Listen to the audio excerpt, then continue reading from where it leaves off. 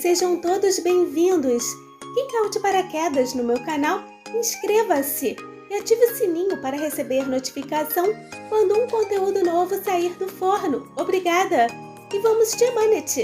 Resumo do episódio 416, final da segunda temporada.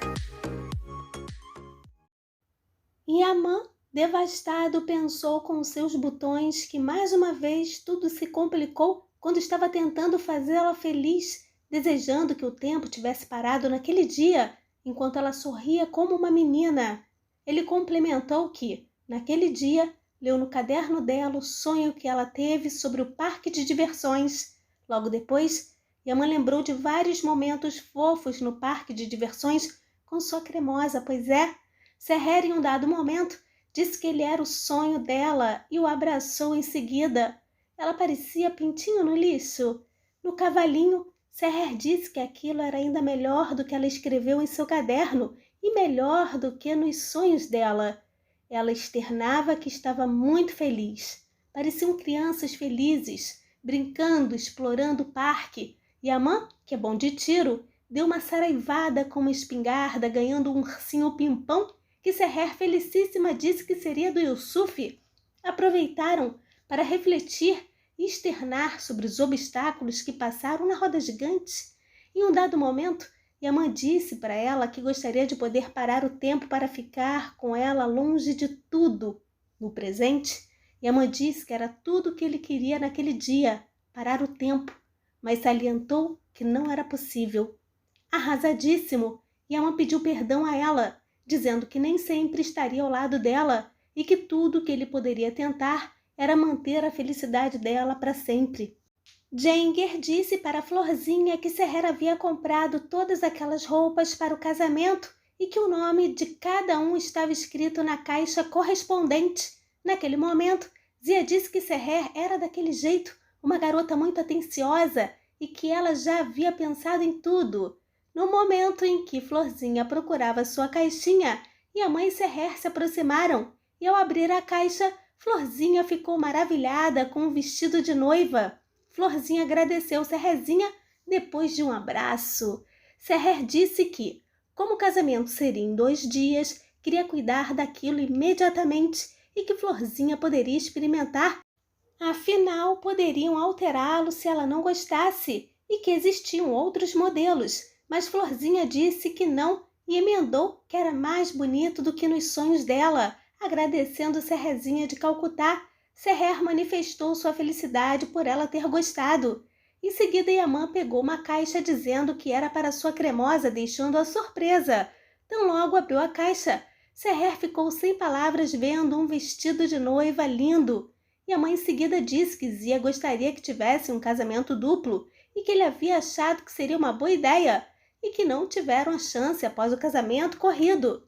Falando baixinho, Yaman disse para Seherzinha que além daquilo seria para que pudessem dançar a música dela como nos sonhos dela. Em seguida, Zia, afoito, perguntou se teria um casamento duplo. Yaman confirmou.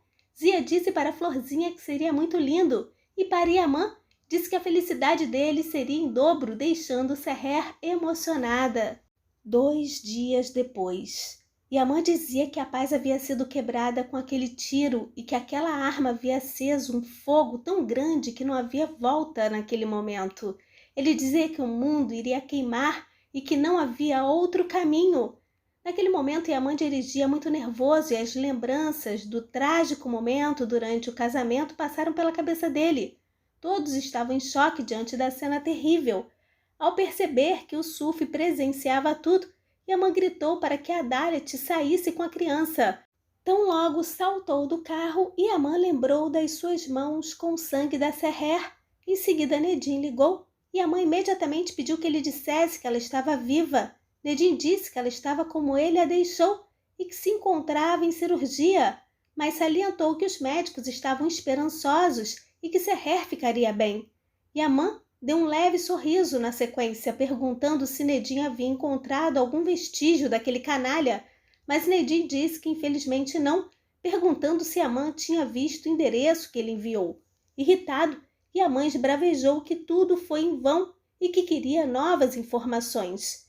Yamã pediu que Nedinho o procurasse até o menor buraco de Istambul e o encontrasse para ele, ou iria queimar aquela cidade. Aziz, tamborete de forró e arruolo descobriu que Idris estava por trás de tudo que aconteceu com Yamã e, não menos importante, que ele era o assassino do Yaltin e do pai, pois é. Ele desmoralizou Aziz, dizendo que era um recalcado, mas Aziz, embora tenha tido oportunidade de acabar com o irmão, não conseguiu e o expulsou de casa. Yamã recebeu uma mensagem do Idris em que dizia que o inimigo dele era seu amigo e que ouviu dizer que ele estava procurando pelo assassino da sua esposa, pedindo que fosse buscá-lo, enviando a localização. Ele disse que Aziz estaria lá, pedindo que Yamã fosse antes que ele escapasse. Em seguida, Yamã tentou ligar para o número, mas não conseguiu, ficando irritadíssimo. Depois da visita da sultana, que conversou com Duigu, deixando-a emotiva por conta das palavras sobre paternidade e tal, foi a vez do Ali. Ao vir Duigu de noiva, disse que ela estava ainda mais bonita do que nos sonhos dele e que queria estar com ela durante toda a vida dele e que tinha muita sorte por ela também querer aquilo. Duigu disse baixinho e arrasada que também queria. E logo depois, Ali disse que iria ver como estava lá embaixo. Se o carro estivesse lá, iriam. Senra e Yasemin estavam animadas na saída, ao passo que Ali dizia que iria buscar Duigu. Ali subiu a escada entusiasmado, porém ao abrir a porta do quarto se deparou com um vestido de noiva sobre a cama juntamente com o broche que ganhou da sultana e um bilhetinho que dizia: Ali, me desculpe, eu sei que arruinei seus sonhos, mas percebi, mesmo que fosse tarde demais, que esse casamento é um erro. Agora estou corrigindo esse erro para nós. Espero que você encontre um novo caminho para si mesmo e que seja feliz. Após ler o bilhete, Ali ficou em estado de choque. Naquele momento, Duigu em seu carro chorava baldes, pedindo desculpas ao Ali. É isso mesmo, produção. Só tragédia nesse final de temporada? Oh, meu Deus do céu! Yamã chegou no endereço do Aziz, deixando todos os seguranças desacordados depois de umas aulinhas de artes marciais que ele andou praticando em Istambul. Pois é, maravilhoso! Fato que viralizou nas redes sociais e a mulherada enlouquecida, por que não? Então logo entrou na casa, Aziz ouviu que seu fim estava ali. Aziz, tamborete de forró e arruolo, pediu que Yamã não fizesse nada louco e que largasse a arma. Mas Yamã disse que naquele dia Tamborete havia realizado sua última emboscada e que ele havia feito seu último truque sujo, mas que tinha falhado. Em seguida, Yamã disse que a esposa dele iria viver, mas que Tamborete iria morrer. Naquele momento, Aziz ficou apavorado, querendo saber o que tinha acontecido com Serrere, sobre o que Yamã estava querendo dizer com ela vai viver. Ele insistia para saber, ao passo que Yamã pedia para ele calar. Yamã pediu que ele mantivesse suas mentiras para ele. Yamã disse que por causa de Tamborete, sua esposa estava enfrentando a morte naquele momento no hospital e Aziz ficou assustado. Yamã perguntou se ele achou que ele iria deixá-lo viver e, na sequência, disse que aquele era o fim da estrada para Tamborete, dizendo que ele iria morrer. Aziz disse que nunca machucaria Serrere ou qualquer outra pessoa e que ele não tinha feito nada e que tinha acabado de saber através do Yamã. Aziz disse que seu irmão fez tudo desde o começo, mas Yamã não aceitou aquele argumento. Yamã disse que Aziz era o maldito que ousou matar a mulher que ele amava e que ele pagaria pelas coisas que fez. Naquele momento, o capanga do Idris gravava tudo para incriminar Yamã posteriormente, e quando Yamã estava perto de puxar o gatilho, Aziz pediu que ele não fizesse aquilo e que ele não sabia a verdade, que estava cometendo um erro. Aziz pedia que ele não o matasse e não se tornasse um assassino por causa de um erro. Logo em seguida, rolou um insight onde Serrere suplicava para que ele não se tornasse um assassino. Na ocasião, ela falava de perdão e tals. No presente, Yamã atirou, porém para o alto. Yamã disse para Aziz que não iria matá-lo e que a mulher que estava lutando pela vida no hospital por causa dele, enfim, aquela mulher que ele amava, não gostaria que ele fizesse aquilo. Yamã disse que ninguém além dela poderia impedi-lo de disparar aquela arma, e depois de encarar Aziz foi embora, deixando Tamborete em choque. Aziz estava com o envelope endereçado a Seher quando o louco do irmão entrou atirando.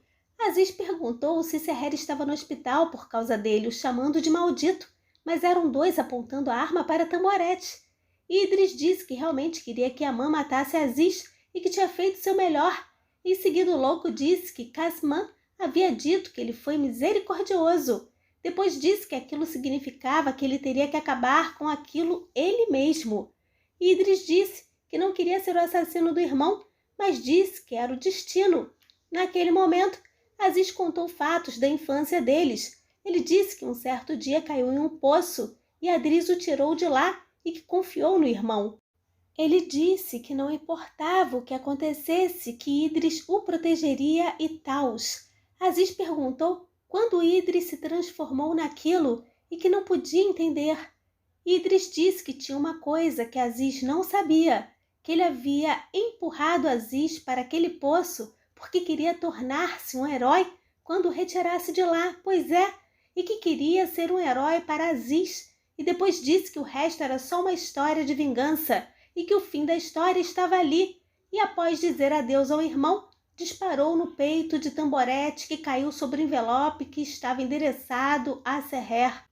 E Amã estava a caminho do hospital e durante o trajeto lembrava de vários momentos com Serrezinha, pedindo que ela esperasse e que ela aguentasse pelas coisas que passaram, e depois foram várias memórias marcantes dos dois. Tão logo encontrou Nedim, perguntou o que ele estava fazendo ali porque ele não estava no hospital. Nedim, com uma cara de funeral, disse que tinha que ir até ele.